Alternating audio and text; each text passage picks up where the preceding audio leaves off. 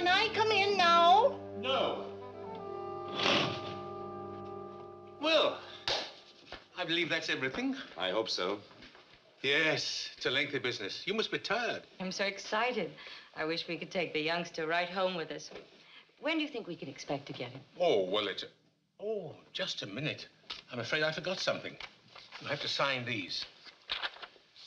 These give us permission to check into every detail of your private life.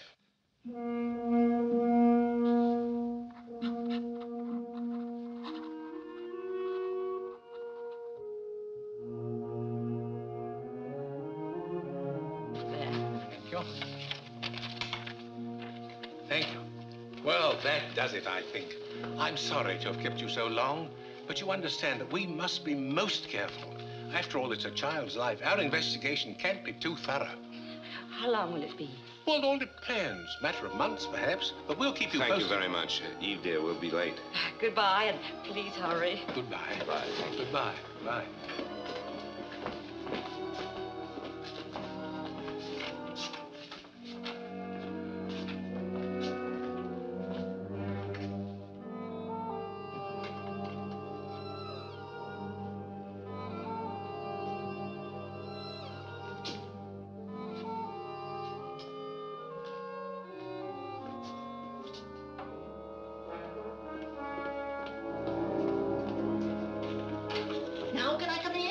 Oh, yes.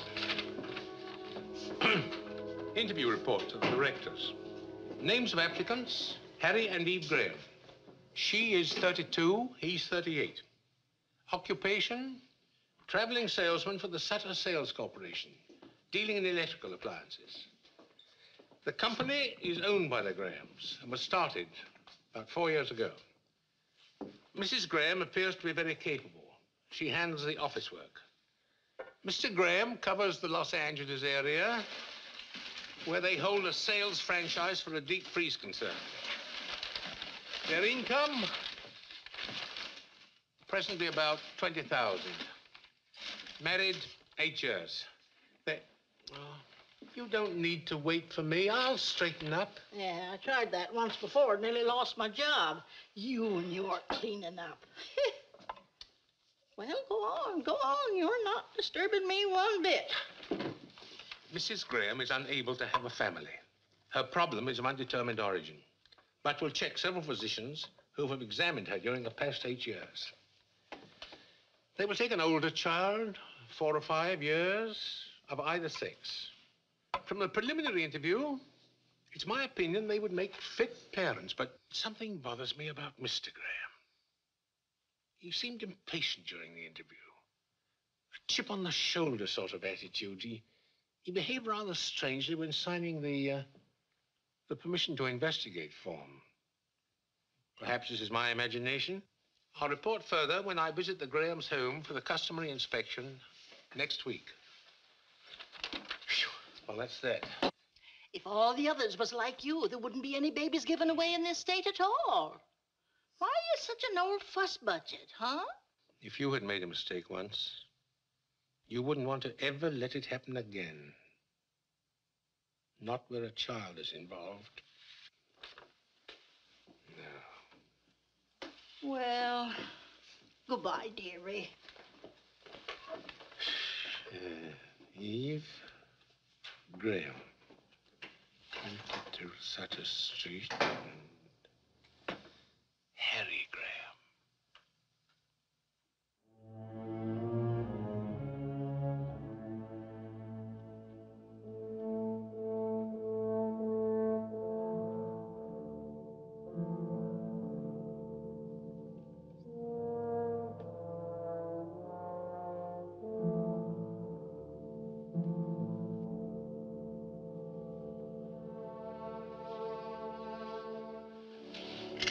Hey.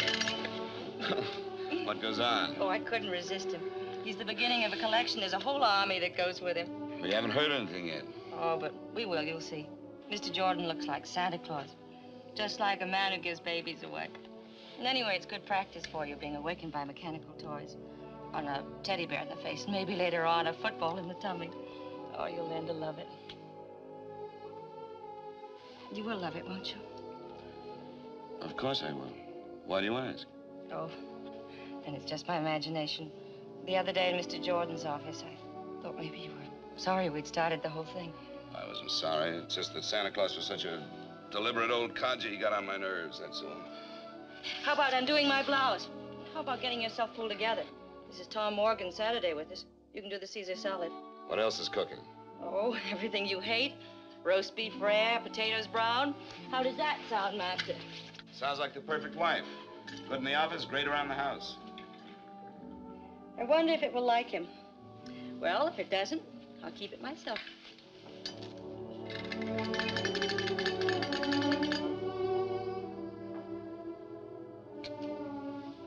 I remember other Saturday afternoons when it was always like this. A long time ago.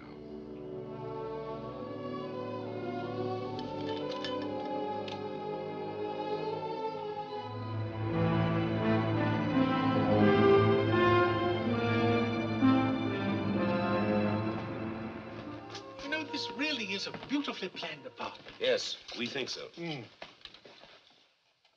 Oh, immaculate. You sure you won't have something? A Coke?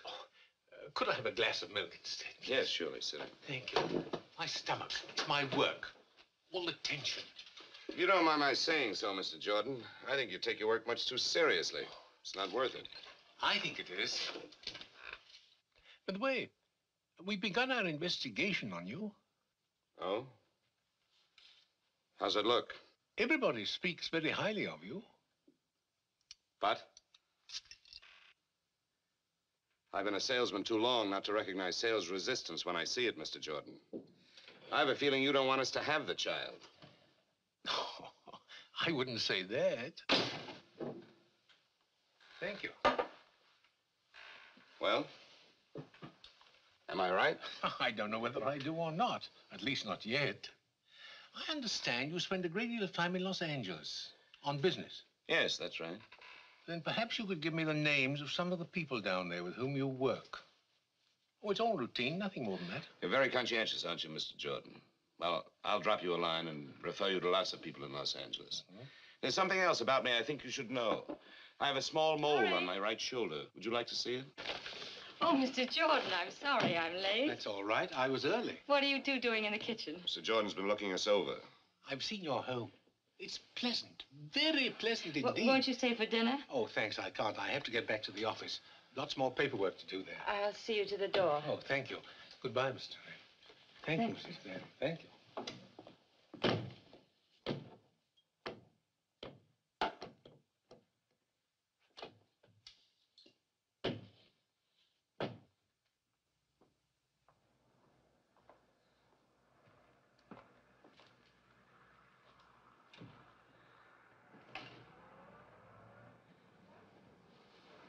What happened between you two? Oh, I'm sorry, Eve. I don't know what hit me. Sorry. He said he liked you, but didn't think you liked him. Oh? Anything else? That we could start fixing up that room, and he thought I'd be a good mother. For once, Mr. Jordan is right. Well, the star salesman of the Sutter Corporation had better get on his horse. What time's your plane? 9:15. I've got a date with the Clark Company buyer first thing in the morning. If we can only sell that account. By the time you're a father, just think you can hire one salesman or even two the way things are going, and you can stay home and run the show. What's this? Are you resigning? Well, not exactly. I'll be around to heckle a bit. That's a woman's privilege. Well, I've got to pack. Oh, I'll do it for you, but there's not much to pack. Everything's in Los Angeles.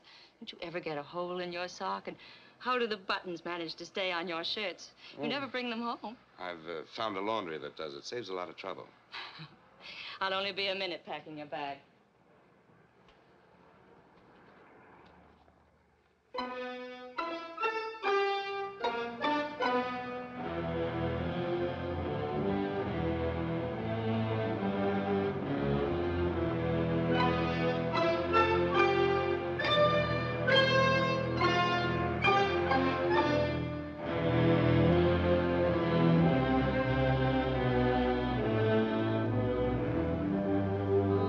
Oh, yes. I know Harry Graham very well. Like him. He handled our product for several years until... Until what? We didn't fire him, if that's what you're getting at. He fired us. Got a better deal. I see. I'd give my shirt to get Graham back. And you can tell him I said so. Thank you.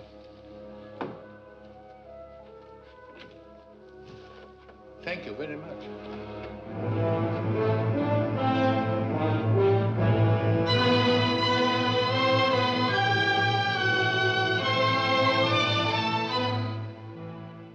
You see, the Grahams wish to adopt a child, and we must have certain information. Well, isn't that nice? They want to adopt a baby. How long has Mr. Graham made his office here? Oh, I guess about 2 years. Where does he live when he's in Los Angeles?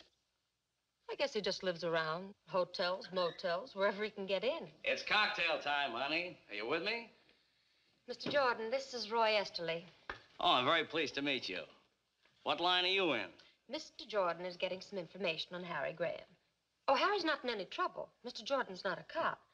I'll tell you later. Okay, sweetie. You fill him in on Mr. Exclusive, and when you get through, come on back and have a little chat with me, huh? Excuse me, but could I ask you a few questions? Well, sure. Fire away. What do you know of Mr. Graham? Oh, he's a good guy. But you called him Mr. Exclusive. Oh, well, I was kind of kidding, I guess. See, we never see him except here in the office, and of course, when he's here, he's buried in work.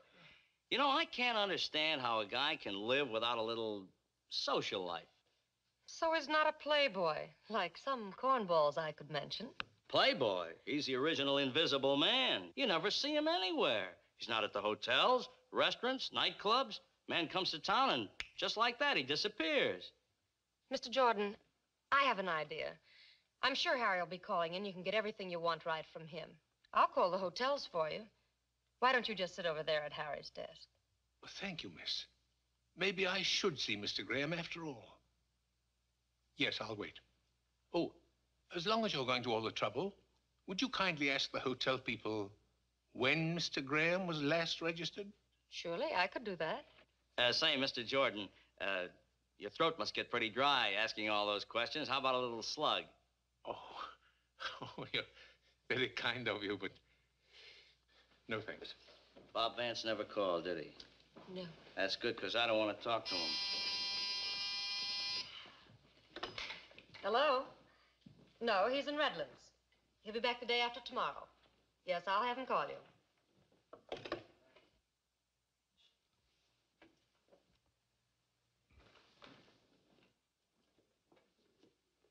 Harrison Graham.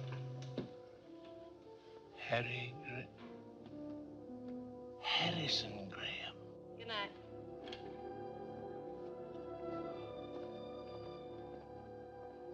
You've really got Harry Graham on your mind. I'm sorry it took so long, but the hotels had a check. You know, it's funny, but he hasn't registered any of them for months. Several of them remember him. Of course, he could be staying at a rooming house, but that doesn't sound like him. He likes everything nice. You're very kind. I'm sorry for all the trouble.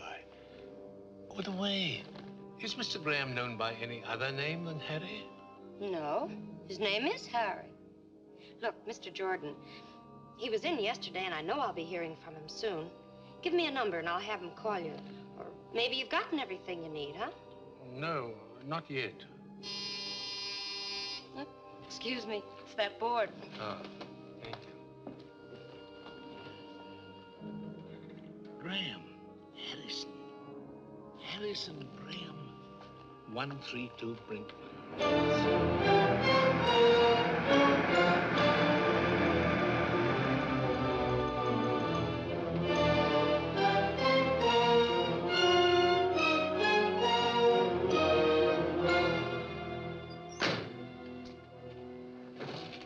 Wait for me, please.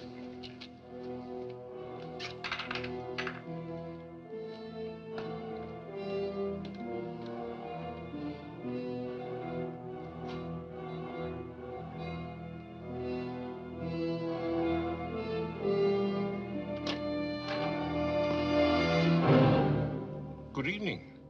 Hello. Aren't you a little off your beat? Well, I was coming to Los Angeles anyway for a meeting tomorrow. I'm reading a paper at a welfare convention. Oh, how nice. So while I was here, I've been doing a little checking up on you.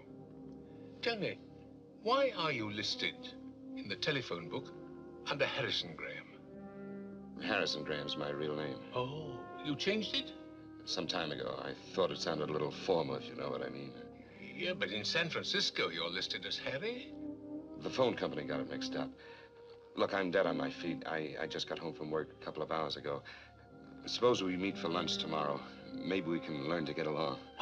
Well, I'm busy tomorrow, but I'm sorry I bothered you. But after all, it is my job. I understand. Yeah. Good night. Good night.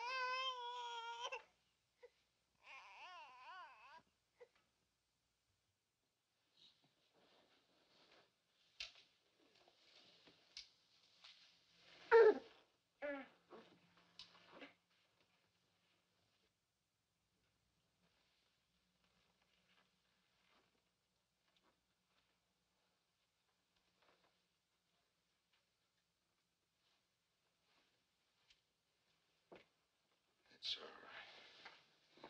All right.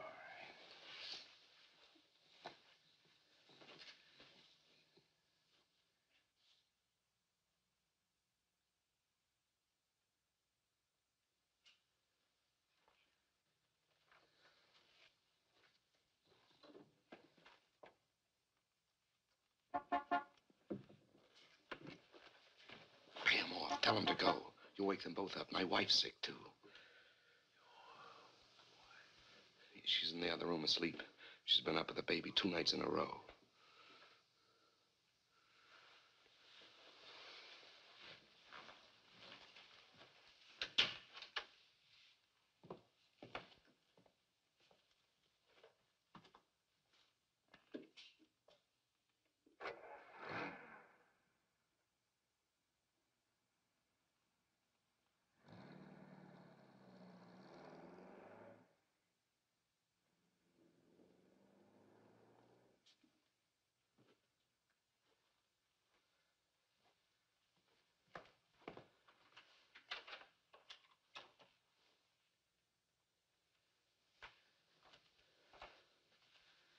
How long has this double life of yours been going on?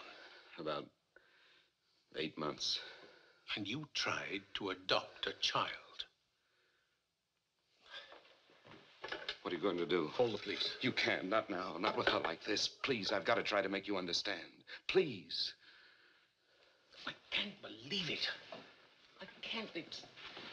How could a man like you, successful, admired, get into a position as vile as this? How?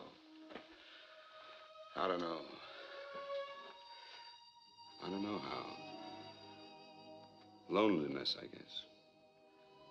Have you ever spent half your life living in hotel rooms, eating in restaurants with only a newspaper for company, walking the streets, looking for a movie you haven't seen? Well, that's the way it was one Sunday afternoon when I was stuck in Los Angeles. Couldn't get home to spend the weekend with Eve. I called her, but we didn't talk about us. She was in one of her executive moods, a career woman. You've never seen her that way. She's different now. Anyway, when I got off the phone, I was twice as lonely. I felt as if the walls of the hotel room were closing in on me. So I decided to go out for a walk. Some men on the road escape their loneliness with women who are easy to get. But that didn't work with me. In all the years of my marriage, I never looked at another woman. Eve was my whole life. Yet, sometimes in those years, I felt a distance between us which was more than miles. When we found out we couldn't have children, Eve was bitter, restless. It was my idea coming into the business. She caught on fast. So fast, she doubled our sales in no time. And our marriage, well, it became a business partnership. So on that particular Sunday, my aloneness was like a pain. Visit that fabulous Beverly Hills. It's only $3.25 including tax. And we'll give you something to talk about when you get back to your hometown. Hey, folks, the tour is just about ready to leave. See the homes of all of Hollywood's greatest movie stars. Visit that fabulous Beverly Hills. It's only $3.25 including tax. And it'll give you something to talk about when you get back to your hometown. I liked movies, though I really didn't care where Clark Gable lived. But here were people going someplace, and I went along with them. Hey, folks. Ladies and gentlemen, this is glamorous Beverly Hills. Here are the most beautiful homes in the world, where your favorite stars of screen live and play.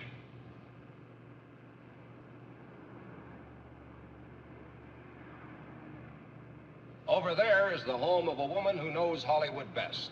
A lady who shares her secrets with millions, Luella Parsons.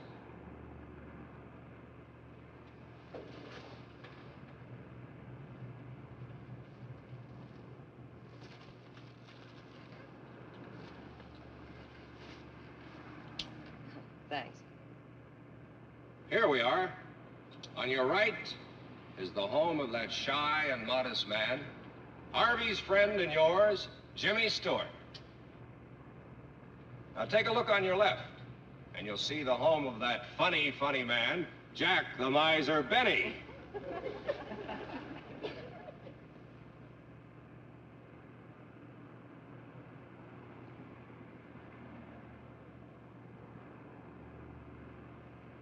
Behind that big hedge over there lives a little man who is Santa Claus to the whole world, Edmund Gwenn. Remember Miracle on 34th Street? Oh, that was a wonderful picture. Did you see it? You missed something. I'd like to know where my favorite mule, Francis, lives. What's that? Oh, excuse me. That's all right. Haven't you any interest in how the other half lives? No, not particularly. I'm just crazy about bus rides. Gives me a chance to get off my feet. And here is a home of a man who's good with the jokes and a genius at the piano, Oscar Levant. Oh, I heard him play a Gershwin concert once. He was just great. What is this, the story of your life?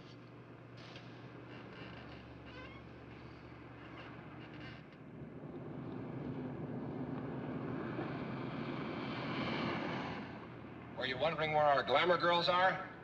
All right, here's your answer. On the right, you see the home of that fine actress, Barbara Stanwyck. The White House, also on the right, is where lovely Jane Wyman lives.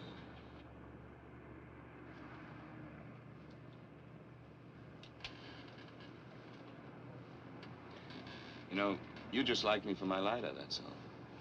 I could give up smoking. Thanks. Don't mention it. If this is a sample of your work, you're not very good at pickups. I know. I haven't had very much experience at it.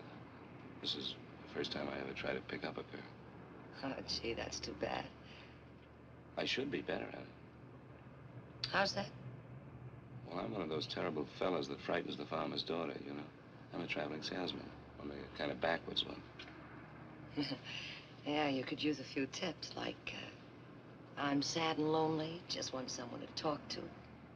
Don't know any nice girls in this great big town. How about a few laughs?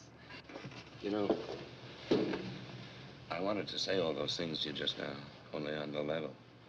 Thanks, Coach. Do you mind if I sit here? Well, there's not much I can do about it. You're here. You know something? I was a farmer's daughter once. Really? Yeah. I don't know what it is, but you don't scare me at all.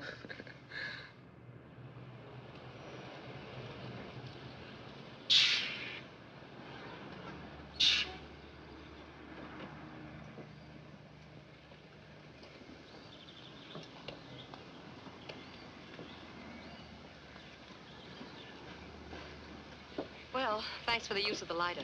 Bye. Oh, just a minute. In case you ever need a deep freeze, my name's Harry Graham from San Francisco. Oh, well, that's nice. Mine's Phyllis Martin from here. From here? This doesn't look like very good farmland. You told me you were a farmer's daughter. Yes, well, that was a long time ago. Oh. Thanks. Oops, doesn't work. Well, remember me to Jack Benny. And there's something else you should know about traveling salesmen. You kill me. They have very large expense accounts and frequently buy dinner for pretty girls they meet on buses. Well, I must say your style's improving fast. But I'm afraid I can't. Sorry. I'm sorry, too. Yeah, well.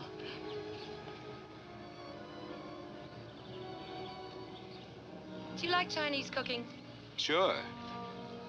Why? Have you changed your mind? I know a place that has the greatest water chestnuts in town. If you can stand water chestnuts. I'm mad about them. Let's go. All right.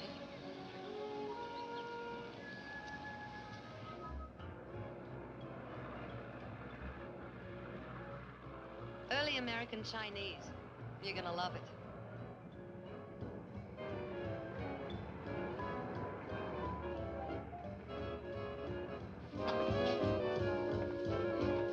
Cozy little place, isn't it? Do we have to eat here? Oh, yes, it's a must. Now, why don't you relax and I'll be back in a few minutes, huh? Hi, Sam. Good evening, Miss Martin. Good evening, sir. Will you take care of the gentleman for me? Right this way, sir. I'll have a drink at the bar while I'm waiting for the lady. Good.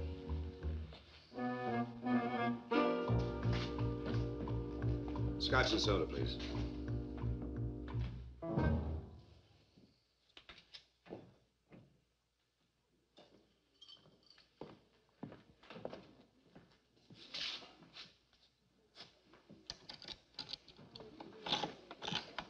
Here you are, sir. Oh, thank you.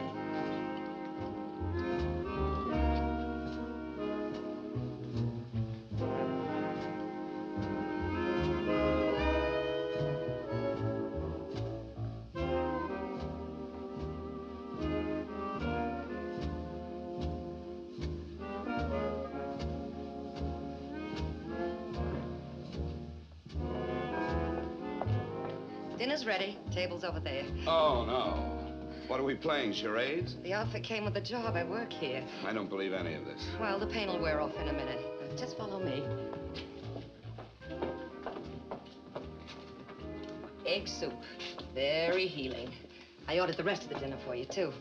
Aren't you allowed to sit with the customers? Maybe later. Well, go on, eat your soup. It's the only genuine Chinese dish we serve here. Guy who owns the place used to run a string of hot dog stands. His name's Hannigan. You sure you can't sit down? No, I can't. Try it. How was it? Tastes good. Say, where are all the people? Oh, Sundays are quiet. And all the rest of the week. How long have you been working here? About 6 months. I needed a job, and Hannigan needed someone to liven up the joint. You can see I've been a howling success. Ah, come on, sit down, huh? No, I can't. Say, when'd you say that farm was? I didn't. Little place called Pennsylvania. How'd you get all the way to Los Angeles? Well, I wanted to see the world. So you started with China, huh? That's right. You know something? They've never heard of chop suey in China. You don't say. That's right.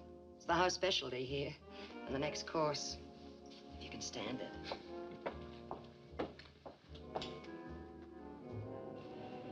This isn't as nice as Barbara Stanwyck's, but it's closer to my work. Here, let me. Oh, thanks.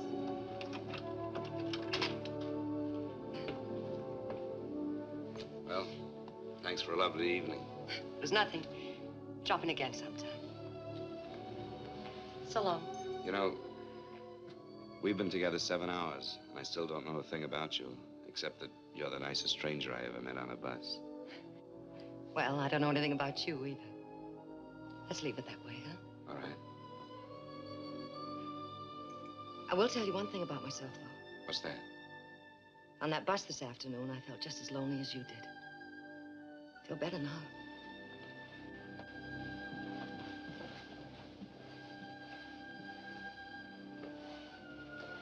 I guess all traveling salesmen aren't alike, huh? Some of us are quite harmless. Yeah, you're kind of special. Good night. I never expected to see Phyllis again. but I knew I'd remember this day when two strangers helped each other through a lonely Sunday. I felt good again, not very sleepy. We're ready with your call to San Francisco. Yes, thank you, operator. Eve? My, 2 calls in one day. Well, never mind, darling. This is deductible business. Monkey business. I cheated on you today. I thought you should be the first to know. Haven't you heard? The wife is always the last to know. I'm serious. A beautiful brunette, all curves and soft shoulders. Oh, how wonderful. I hope you'll be very happy together. What kind of talk is that? Aren't you even jealous? You won't spoil my sleep one bit. You're mighty sure of me, aren't you? Very sure of you, my darling. She wasn't really beautiful, just nice. Kind of a funny little mouse. Don't you want to know how I made out? Oh, I forgot. I heard that Duff's may open 3 more retail outlets in Los Angeles County. Got a pencil handy? Better write down this name and address. Are you listening? Here it is. He's the merchandise manager. Yes, I'm listening, Eve. I've got it. I wish you were here with me right now. I didn't even touch her. Touch who? You know, the funny little mouse. What a shame. Better luck next time. Harry, I got a special delivery from Mother today. Oh? What's the news? Father's quite ill. Nothing serious, I suppose, but I'm a little worried. I wouldn't worry, darling. I'm sure he'll be all right. Eve, I've got to make the rounds. I'll call you in a couple of days. Good night. Night.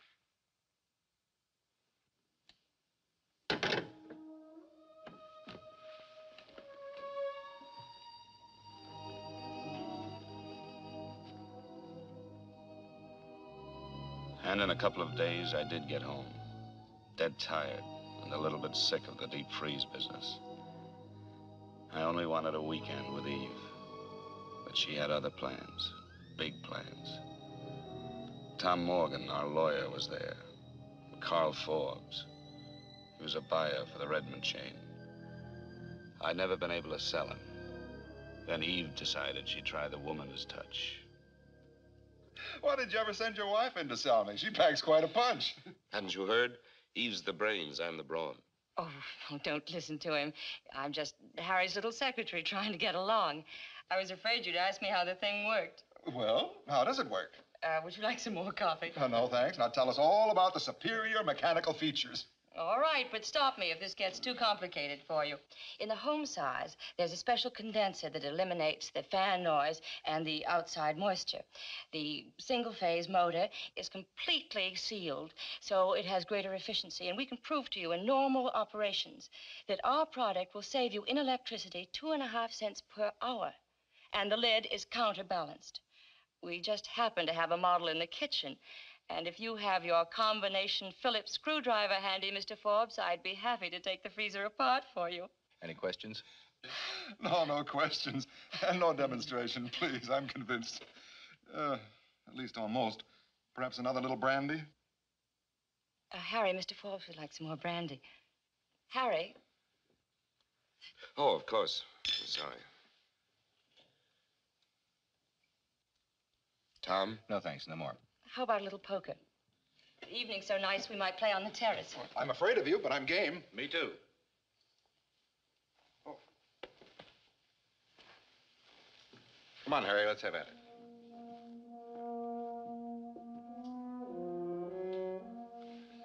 You know, I think we're really on our way. I'm sure we got Forbes. It's the power of a woman for you. Oh, I'm so happy. I'm so sleepy. Good night, darling. Eve, Hmm? I just figured something out. In the last month, we've been together 6 days and 14 hours, not counting when we're asleep. Doesn't make any sense. Did you hear me? 6 days and 14 hours.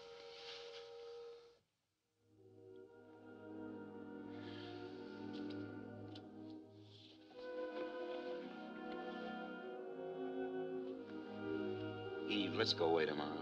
Doesn't matter where. Just as long as we're together, huh? Of course, we'll go away sometime, darling. We'll go to all those glamorous places that Holiday writes about. We'll do it Frisk happened to. Let's not wait, Eve. Our marriage is the only thing that really matters. I love our marriage. My dog.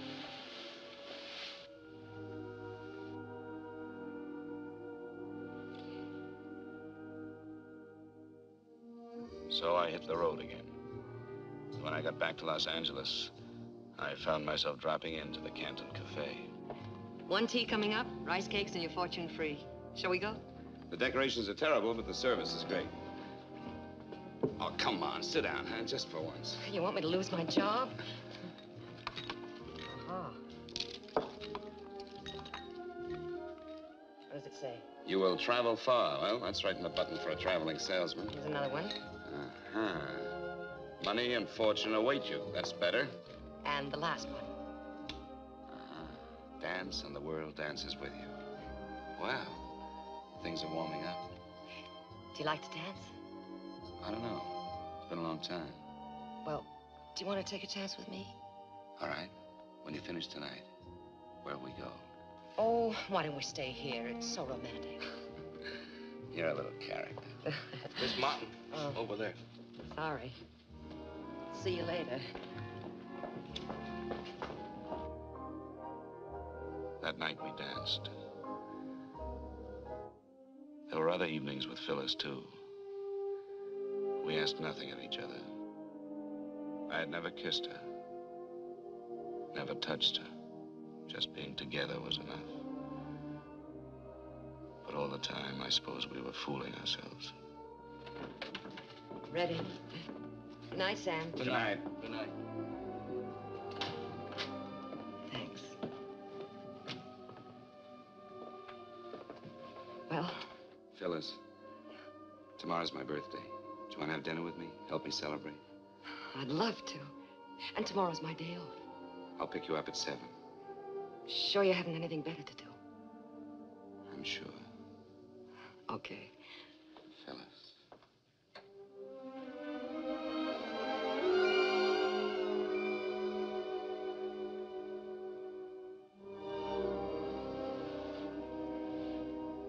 Good night, Harry. Good night.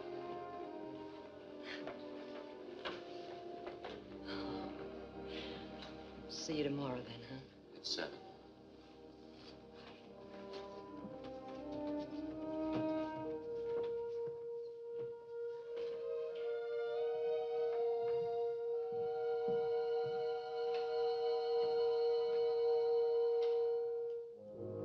I spent my birthday trying not to think of Phyllis. Still, I felt her closeness. I was finding out that I was not the take it and leave it kind. I knew then I couldn't see Phyllis again, that night or any night. I felt like someone who walks away from the edge of a cliff, back onto solid ground. I felt pretty low, too, about walking out on her. But it was better this way, much better. Come in. Tray's over there.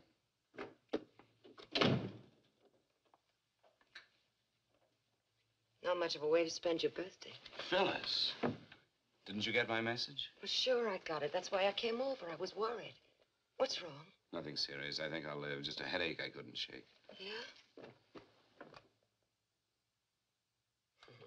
Feels better. Lots better. Oh, I brought you a birthday present. It's nothing much. Just a Cadillac. Well, don't you want to open it? Sure, I'll open it. A bit flashy, but I thought you'd like it. Smells good. I do like it. Thank you, Phyllis. Well, I may as well put a gift to work. Just close your eyes now. We'll take that headache away.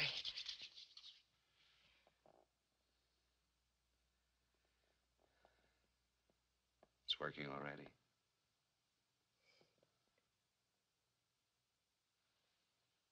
Any happy returns?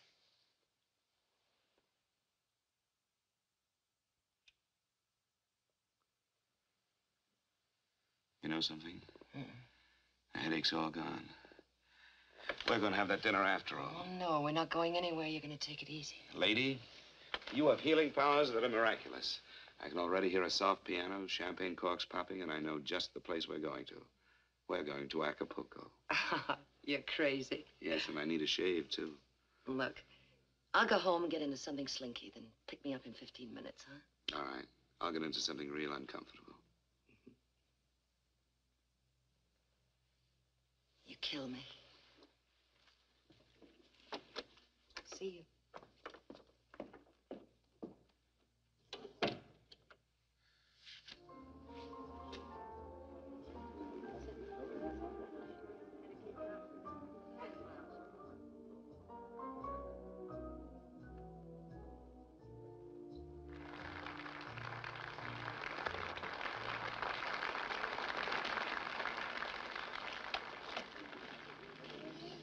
Oh, it's such a lovely night. This is going to be even better than the last part. I'm glad your birthday only comes once a year. This once was worth it. Acapulco. You know, I never thought I'd make it. And only 30 minutes from downtown. You know, you fall in love here. It goes with the check. When did you make that up? Just now. Have you ever been in love? I've tried it. You know what I think? I think you fell in love once, got hurt, been running away ever since. Am I right? I bet you read palms, too. Yeah, he was with the occupation forces in Germany. You've heard of those Dear John letters, haven't you? Yeah, sure. Well, I got a Dear Phyllis. Seems I lost out to a little Fräulein. I guess all men are no good, huh? Oh, I don't know. I think there are one or two nice ones left in circulation. Here's looking at you, Phyllis. Thanks. The stars were very bright, but it wasn't the stars. You know, you're a funny one. Don't you want to know if there's someone in my life? Whether I'm married, divorced, whether I have 6 children, whether I've spent any time in jail? No? Why not? What good would it do me if I did know all those things? I like you as you are. The way we are. I don't want anything from you. And I'm afraid of being in love again. I touched your hand. The spell you cast was a magic thing.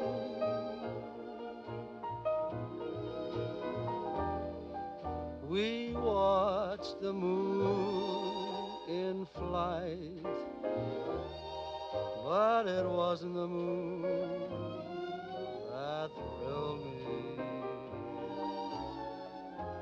No, it wasn't the moon that brought such delight. I felt a thrill so new the moment I kissed you. Heavens faded from sight. No, it wasn't the stars, and it wasn't the moon. You know, I'm going away again tomorrow.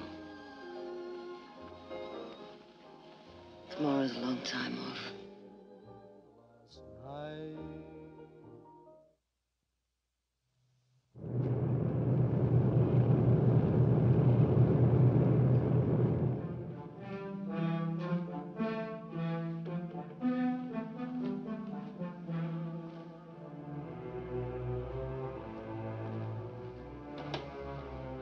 Eve? Eve?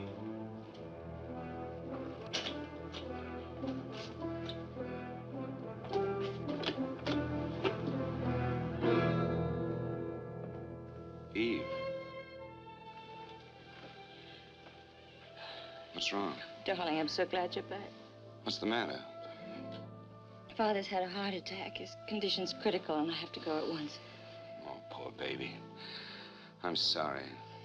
He's such a great guy. Do you want me to go with you? Thanks, but you better stay here and take care of things. Anyway, I got the last seat on the plane.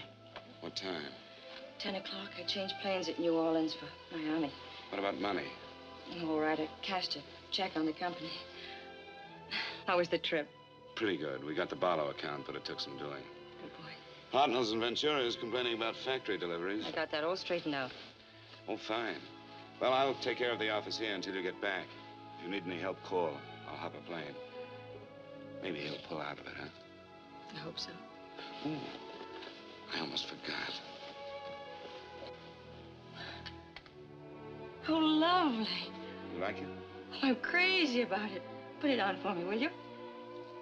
What do I have to thank for this? All that new work with Barlow's or that cute little mouse you told me about? Did my boy step out of line? You thank me. Oh, and I do like this. Oh, Eve. This last trip. It's no good being away from each other. How would you like me to be around all the time? Could you stand it? What do you mean? One of these days soon we'll put a man on. I've got my eye on a fella. Oh, I think I'm going to cry. I should be so happy if it went to... Finish your packing, darling. I'll make us a couple of drinks.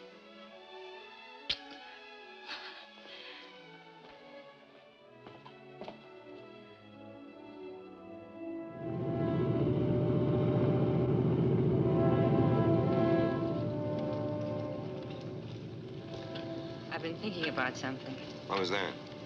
How about your being here with me all the time? I didn't realize home meant that much to you. I've been so wrapped up in the business that I thought you liked things the way they are, traveling around and meeting people. I did, but I've had it. Now I want to stay put. And I was wrong about something else, too. Wrong?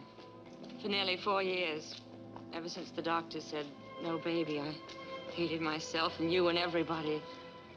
I was resentful when you suggested adopting one. I couldn't see taking care of somebody else's child. Remember that? Yes, I remember. I was wrong. What made you think of it now, after so much time? Maybe it was the telegram from home. I suddenly thought of how much my family meant to me and how much they loved me. And it seemed selfish not to pass it along to a little child that needed it. Even if it isn't your own? It doesn't seem to make any difference. You still want one? Yes, of course I do. Well, then, would you see maybe about getting one while I'm away? Yes, I will, Eve. Tomorrow morning, the very first thing. I thought you'd forgotten all about it, that the business was our baby. Will you forgive me for taking so long? Yes, I forgive you. Announcing the departure of American Airlines Flight number 516 to Atlanta and New Orleans, connecting with Miami. All aboard, please. Well, that's us.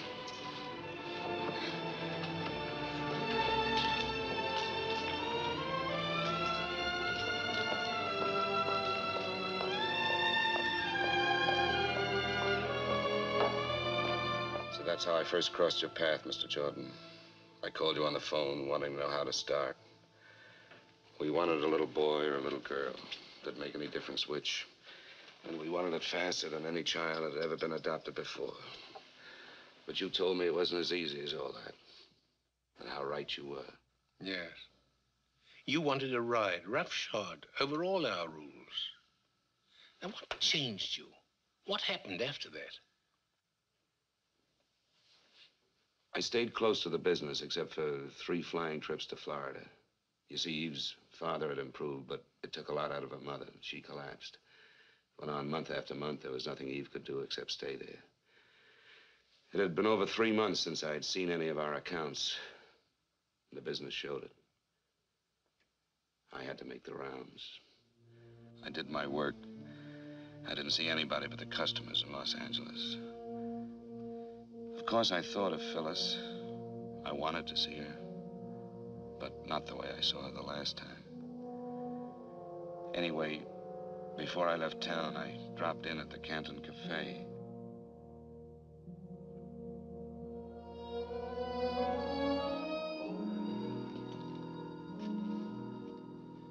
Hi, Sam. Hello, Mr. Crane. We miss you. Thanks, Sam. Miss Martin here? Phyllis? No, she doesn't work anymore. When did she leave? About a month ago, maybe a little more. Was anything wrong? She said she wasn't well. She was going away. Where? She didn't say. Will you have dinner here tonight, Mr. Graham? No. No, thank you. Thanks, Sam.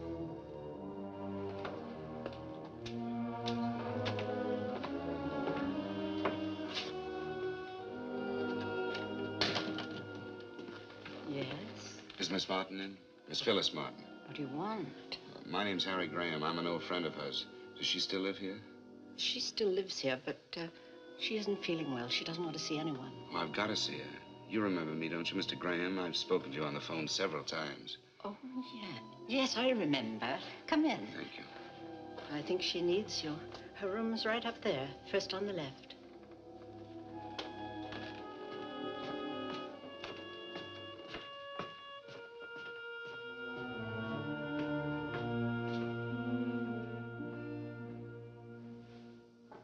Come in. Harry. Hello, Phil.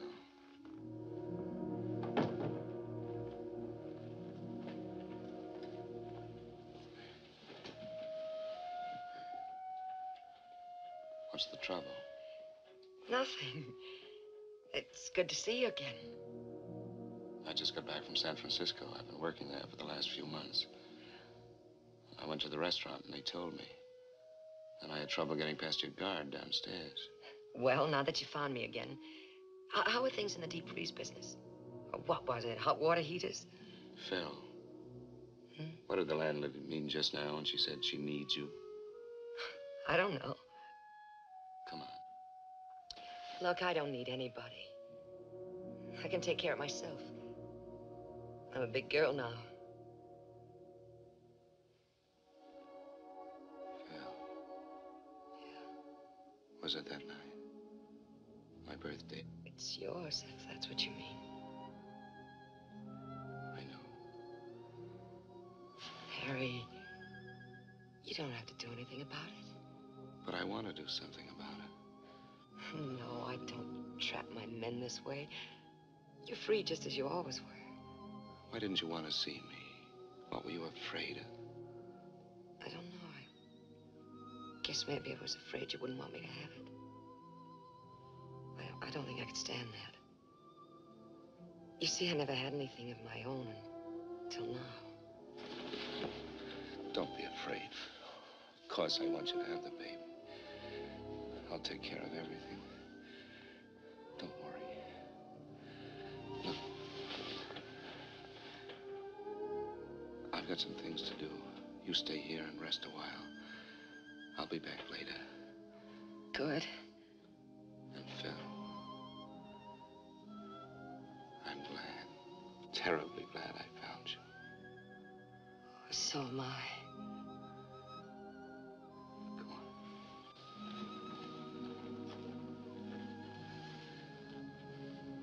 You get some rest.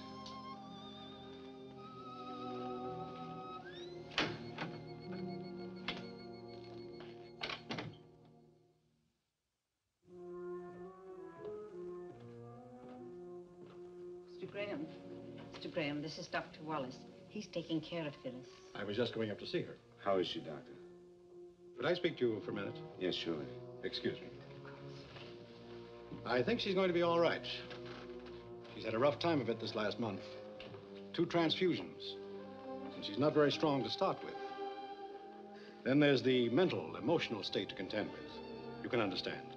Yes, I understand. I think things will be better now that you're here. I'll take care of everything. Please give her the best. I'm glad she means something to you. She can be hurt just like the rest of us. Fooled me at first with that flip, hard act of hers. But that's not the real Phyllis. You must know that.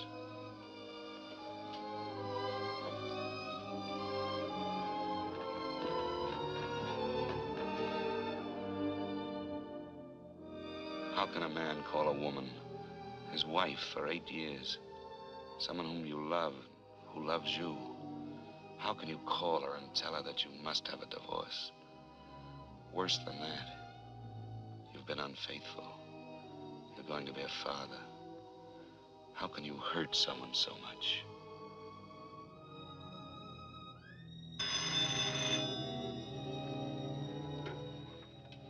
Hello? Eve? Oh, Harry, I've been trying to reach you. What is it, Eve? Your father? About an hour ago. I'm sorry, darling. I'm sorry. I'll have to stay with Mother a while, and then I'll come home to you. Can you hear me? Yes, of course I can hear you. Are you all right, Harry? Yes, of course I'm all right, Eve. Give your mother my love and take care of yourself. Goodbye. Goodbye.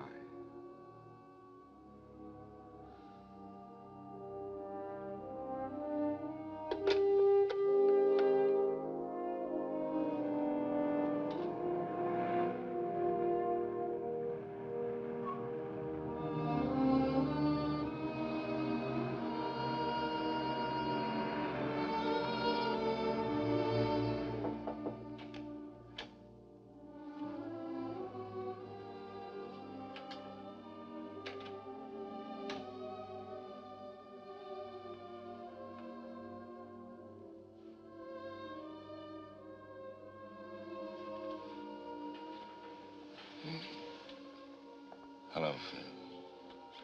Hello. I forgot to ask you something. Yeah, what was that? Will you marry me? No. Not this way. I'm not asking you. I'm asking you.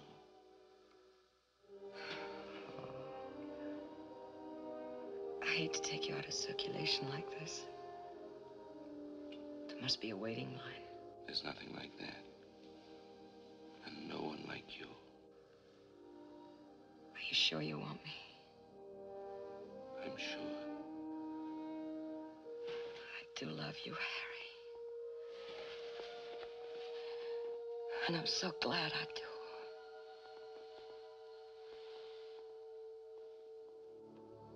I stayed with her until she fell asleep.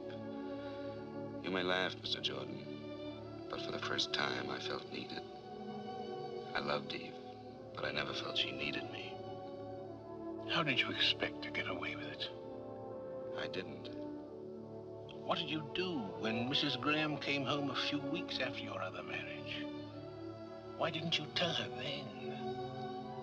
Wasn't that the plan? Yes, that was the plan. That was also the time when you came in again, Mr. Jordan. Will you have some cream? Oh, I have been away a long time. I never take cream, remember me? I'm sorry, I forgot. I have a surprise for you. Surprise? A sentimental surprise. Come on, bring your coffee.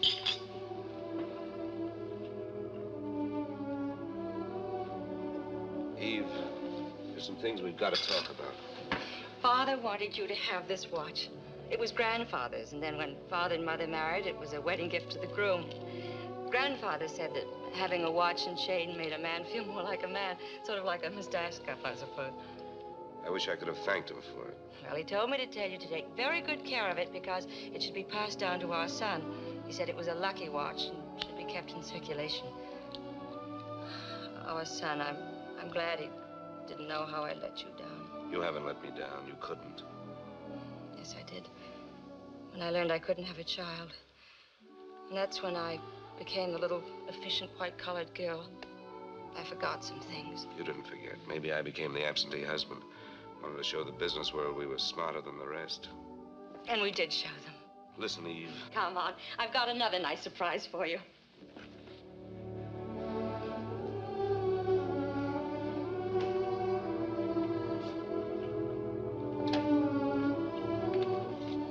The light doesn't work. Leave the door open so we can see.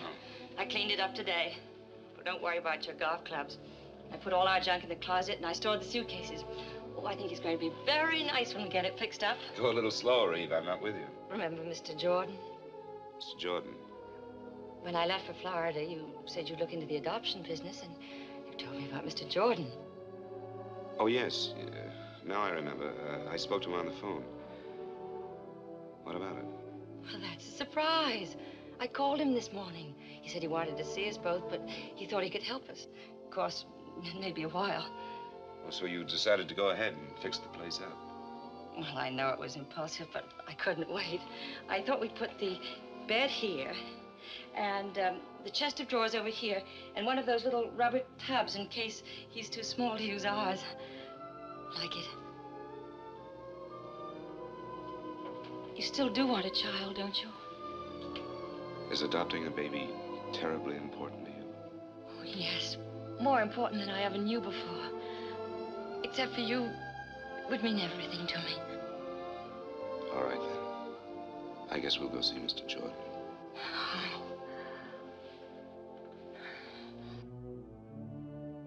So that's how I crossed your path once more, Mr. Jordan. What was in your mind?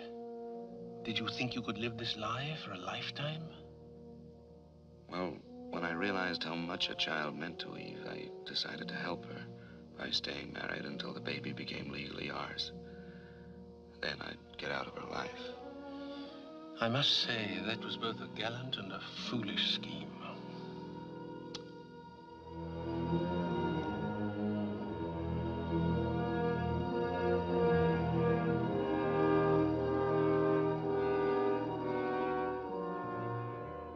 Those were months of panic, fear. Like the night my son was born prematurely, just as the doctor predicted.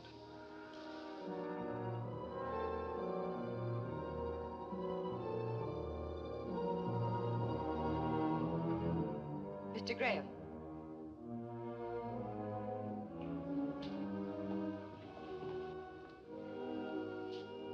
Mr. Graham, you have a little boy. You can see him through the window down there.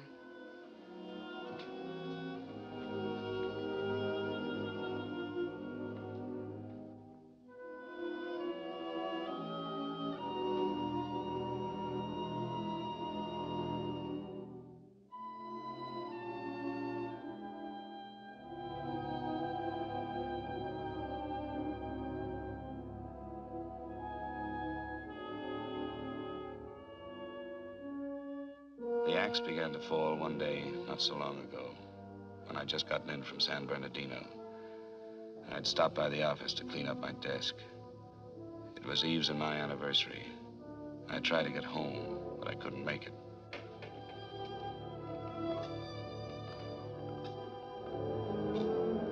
Is there a man in this joint that's been married 8 years? Eve. Don't look so shocked. I'm your anniversary present. I almost didn't find you. I called all the hotels you've ever stayed in. Where are you staying? Oh, I'm not. I just got back from San Bernardino.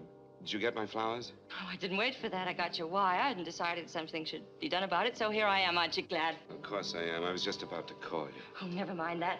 How about closing up the store and buying me a dinner? You bet I will. As a matter of fact, we're doing so well, I'll put it on the expense account. Let's get started on our 9th year.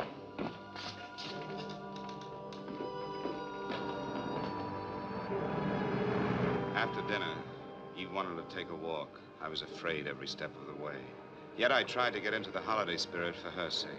For a moment, it was like old times, until... Mr. Graham, if you're going home, could you give me a lift? Some other time. See you, Ricky. You see? Store executive, son. I have dinner at that place down there. What did he mean by home? Oh, the Chapin Park Hotel. I stayed there a while back. They live nearby. How about nightcap? Love it.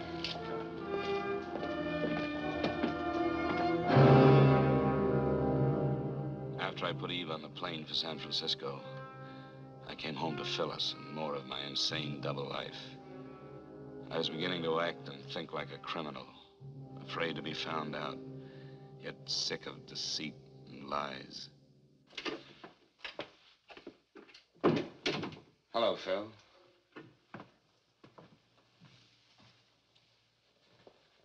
Danny asleep? That's right. All right, Phil, out with him. Surprised you came back. What do you mean? Let it go. No, Phil. I won't let it go. I want you to tell me. All right. You must know I'm feeling a little cheap, that's all. Ricky. Worse than that, Ricky's mother. Oh, she couldn't wait to phone me all the grisly details. Made a wonderful story out of it. You know, just like the Sunday papers. Husband's supposed to be out of town. Secretly meets another woman. Secretly. He might have done a neater job of it, Harry. Yes. Yes, you're right. Getting awfully excited over one, aren't I? There must have been others. No, no others. Well, that's a comfort. I'm behaving like a fool. After all, I dragged you into this marriage. Stop it. Don't say that. It's not true, and you know it. Leave me alone, will you? Listen to me. There's something I've got to tell you. Please. Just leave me alone. Phil, you must listen. Harry, get out, will you? Phil. Get out.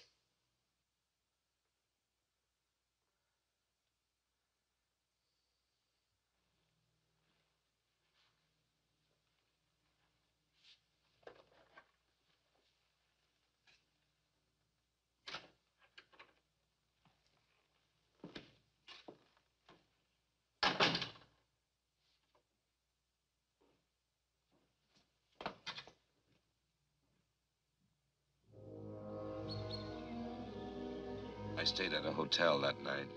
Made a date to see Phyllis the next day. There were things we had to talk about. She said she'd meet me in the park near the house. It's hard to explain my thoughts as I sat there. I had my way out. Now I could put an end to this nightmare. I loved Phyllis and our child. I didn't want to lose them. And I hated to bring them pain.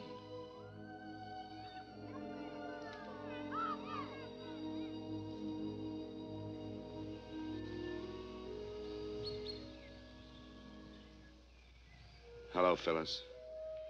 Hi. Cigarette? No, thanks. How's Danny? He's fine. I had Miss Higgins come over and sit with him. Look tired. Yeah? Well, I didn't sleep too well last night. Neither did I. What did you want to talk about, Harry? I've been thinking I could manage $85 a week. Can you and Danny make it? Sure. You can get the divorce and all that. I'll pay for everything. I'm sorry it had to happen this way. I never meant to hurt you. I'll come around later and get my things. Okay, anytime.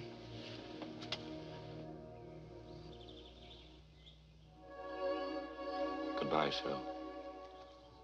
Goodbye. Harry.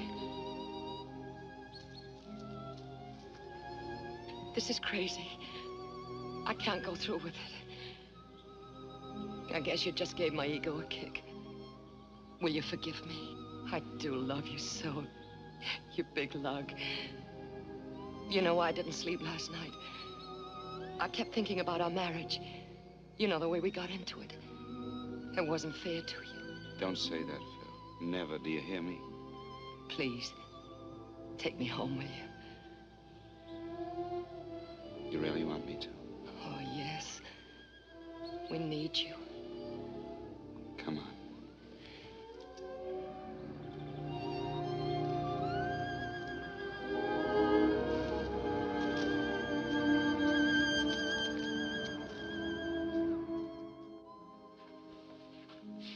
So you had your out and couldn't take it. And yet all the time you knew it had to end this way. Now you're going to call the police. Well, maybe I ought to thank you.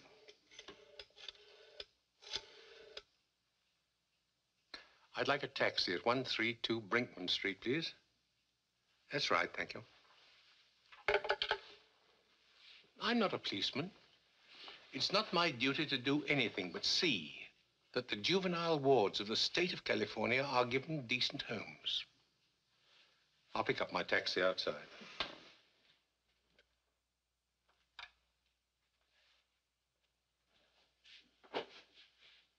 I can't figure out my feelings toward you.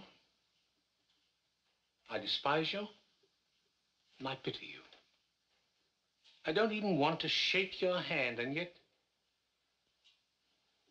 I almost wish you luck.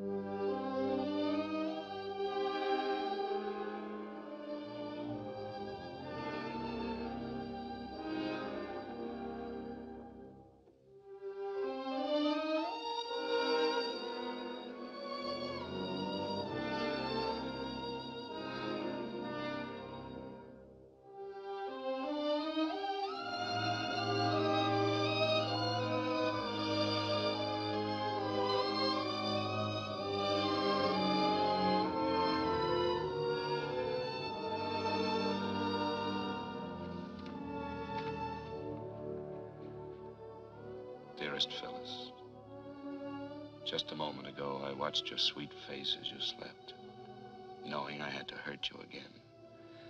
And when I tried to say goodbye to Danny, it was almost unbearable. I cannot expect you to understand what I'm about to tell you.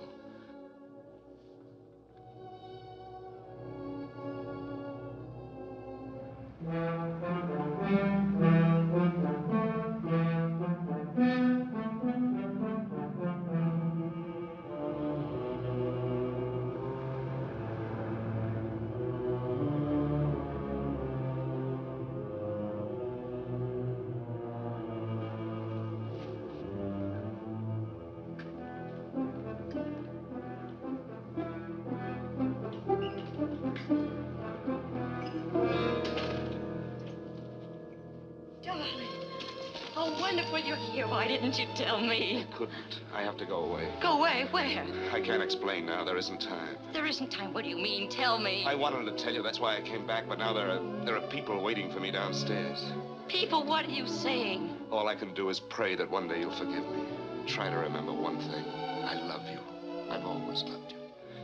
But you can't go away like this. Oh, I love you, too. Dearest, it's the only way. Tom Morgan will call you. He knows all about it. Harry.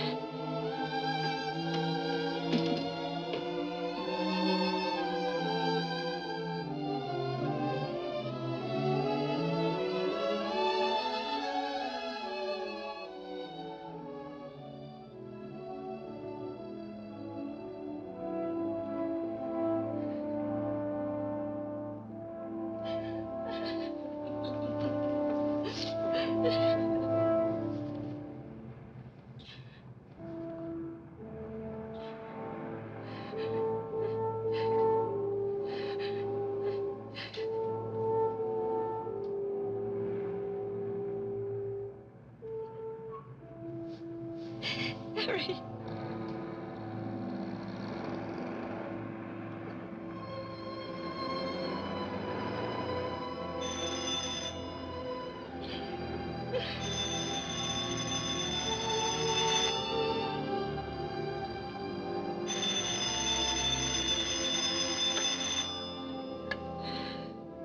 Hello? Yes, Tom. Tell me now. I hate to tell you this, Ian, but I have to. Harry's been married over he has a baby. He got in town a couple of hours ago and straight to his headquarters. He made a full confession. After that, he called me and he asked me.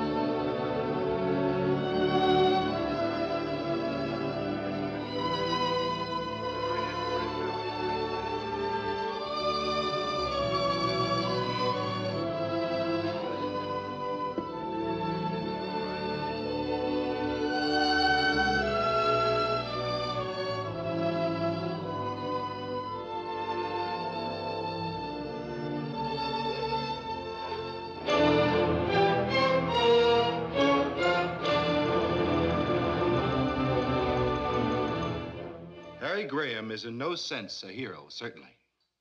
But neither is he a monster. He's an ordinary man that made one terrible mistake. In this case, there's a peculiar sense of irony. If Harry Graham had taken Phyllis Martin as his mistress, some people would have winked an eye and turned their head. But because he gave her and the child she bore him his name and an honorable place in the community, he must be utterly destroyed. Now, I don't deny that the defendant should be punished. But I do believe that in this case, punishment might well be tempered with mercy. Thank you. As the prosecutor has pointed out, there are many bigamous marriages going on that nobody knows about. The prosecutor is also quite correct in observing that this is a condition which strikes at the very roots of our society. Please stop it. I'm guilty. Why go on talking about it? As the counsel for the defense has brought out, there's irony in this case, tragic irony. I suspect that the defendant may have even loved both these women. Perhaps he even needed them both. I also suspect that he may now have lost them both. When he's once more a free man, it won't be a question of which woman he'll go back to, but rather which woman will take him back. That decision is theirs.